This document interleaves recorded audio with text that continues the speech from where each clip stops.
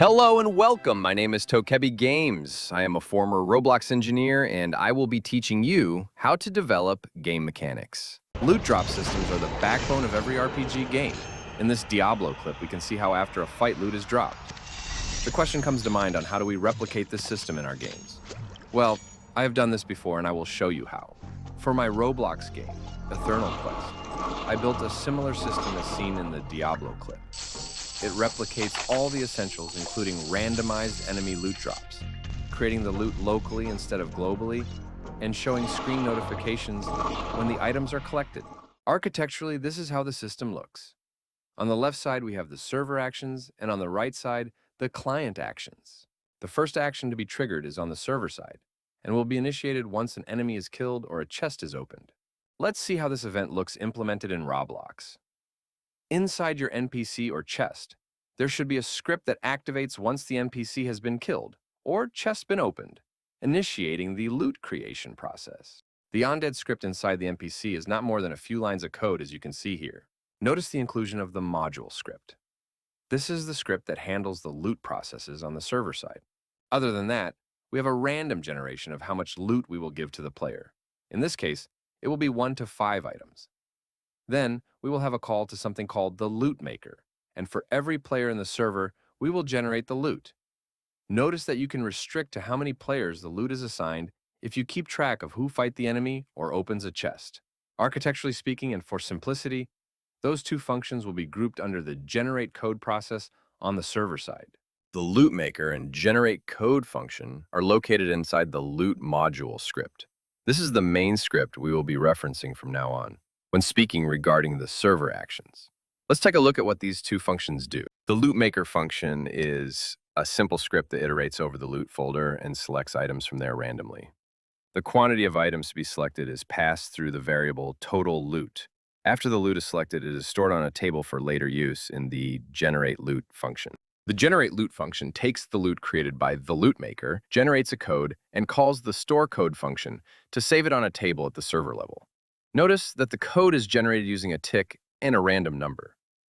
This is personal preference as it is an easy way to generate unique codes. However, you can use any method you want as long as your code is unique. After the code is generated, we fire a client event that will generate the physical loot on the client side. Notice no physical items will be generated on the server side. The advantages for this are that we can ensure every player has access to loot without being stolen by another player, and it will free up server resources. Going back to the architecture, we have moved to the following two processes. And since we already saw what generate code is doing, it's time to move to the client side and take a look at how the loot gets generated on the client side. On the client side, the create loot script is our main actor. Notice that it is stored in the starter GUI under a GUI called do not reset. This is because if the player dies, the processes here won't be restarted after respawning, which could be disastrous, as there will be unhandled and unpickable loot all over the client.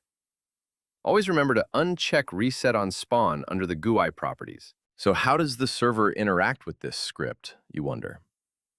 There are 2 remote events and 1 remote function that allow for these interactions to happen, as you can see in this image. When creating the loot, the responsible event is the make loot event. Going back to our local script, we can observe at the very end the event that triggers the loot creation. Above, we can see the make loot local function. The make loot local function receives the item to be created from the server, the position where the loot has to be generated, and the loot code. It searches the loot folder for the item to be created, clones it, and place it in the workspace loot folder, or the workspace, if the folder does not exist. This is the second time we mention the loot folder. We will be covering it soon. You will notice the tween point function. We will not be covering this since it is just a way to make the loot creation more visually appealing. However, you can go over this code on your own since I will make this project uncopyblocked in Roblox. After the item is created locally, we will add a connect function to it, so we know when the player touches it. And this way we can trigger the collect loot sequence. Going back to our architectural model, we have reached an important milestone and are at the point where we can start collecting the loot. Let's take a look at how this implementation works in Roblox.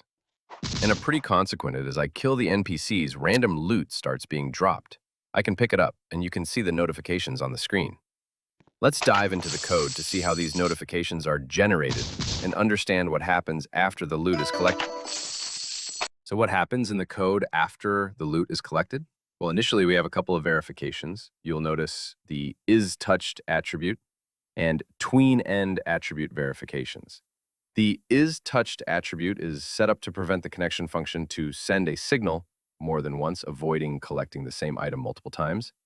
Likewise, the tween-end attribute prevents the loot collection until the tweening has finalized. After that, the remote function giveLoot is fired. In this case, we use a remote function because we need to know if the item we are picking up exists in the server and was granted to the user before we proceed to destroy it locally. The following code is more about making the experience of picking up the loot more satisfying. Lastly, the create notification function is responsible to generate the notifications you see on screen.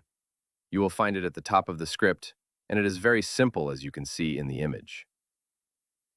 The destroy function is in charge of removing the item physically from the client, as well as notifying the server to remove the code from the loot list. Notice that to accomplish this, we will use the remove code remote event we showed previously. And just like that, we've covered every important detail on the client-side architecture. Now let's move back to the server side and see what's happening. After the giveLoot function is triggered from the client side, the checkLoot exists in table process is started in the server. This translates in the code and running the giveLoot function inside the loot module script on the server.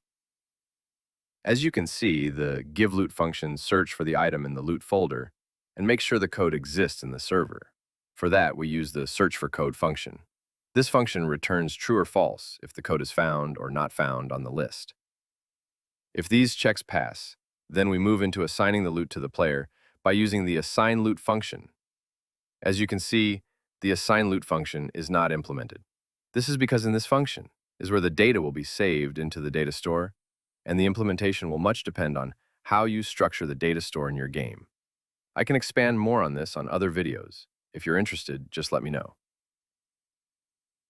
What you should remember if that response, true or false, have to be returned after you are successful or not in saving the data. The local function on the client side is waiting for this response to know if the item should be removed from the client. And this is it. We have finally covered all the basics of this loot system. One more thing before we see the system working on multiple players. Remember the loot folder that we have mentioned about 100 times? This is how it is structured. If you click on any of the items, you will see some attributes on the properties. These are an integral part of this system, and you should configure your loot in a similar way. Alternatively, we could have used configuration files, but more on that to come on another video. Now we can see our system working for 2 players. I apologize for not being able to give you a better footage, but this illustrates the point. As player 2 kills the NPCs, loot is generated. From the perspective of player 1, you can hear player 2 picking up loot. However, the loot that player 2 is seeing are not being picked up. This is because these items are local and not server generated. From the server view, we can see the players eliminating NPCs, but no loot is being generated on the server side. This confirms that loot is indeed being generated client-side, and the server is only used as a controller for validations. You can have access to this file by following the link in the description to my GitHub repository.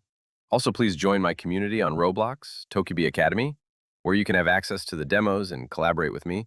If you have not done it yet, please take a minute to subscribe and like this video, as this will greatly help me to continue making this type of content. Thanks for watching, and hope to see your comments and suggestions.